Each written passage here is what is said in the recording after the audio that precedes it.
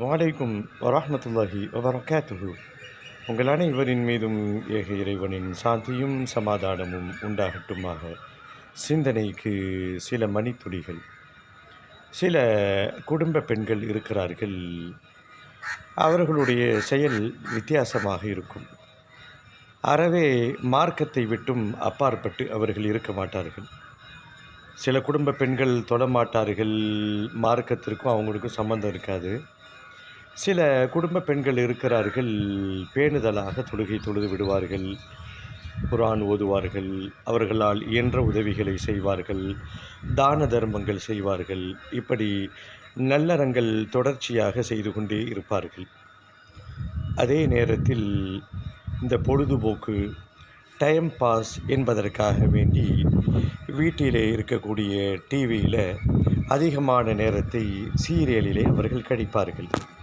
Serial பார்க்காத பெண்மணிகளே இல்லை என்று சொல்லுகின்ற அளவுக்கு அங்கொன்று இங்கொன்றுமாக இருந்த இந்த செயல் இன்றைக்கு முழுவதுமாக ஆக்கிரமித்திருக்கிறது என்பதை மறுக்க முடியாது. அப்போது சீரியலை பார்க்க அவங்களுக்கு விடுறதுக்கு மனசு இருக்காது. வேகமாக மகரிபர் தொழுதுருவாங்க. இது யதார்த்தமாக பகிரப்படுகின்ற ஒரு செய்தி. எப்போ என்ன நடக்கும், தொழுது முடித்த உடனே இவர்களுடைய அபிமான சீரியல் ஆரம்பிச்சிடும்.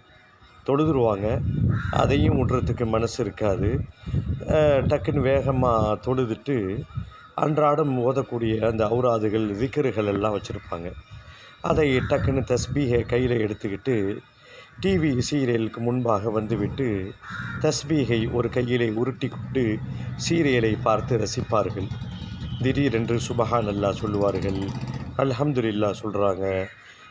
ஏன் அவர்கள் சொல்கிறார்கள், டிவியில் உள்ள காட்சியை பார்த்து சொல்கிறாங்களா அப்படின்னு நமக்கு சந்தேகமாக இருக்கும். இப்படி இதையும் விட முடியாமல் தவிர்க்கக்கூடிய பெண்மணிகள் இன்றைக்கு இருக்கத்தான் செய்கிறார்கள். இது சரியா தவறா அப்படின்னு கேட்டால் நீங்கள் என்ன பதில் சொல்லுவீங்க?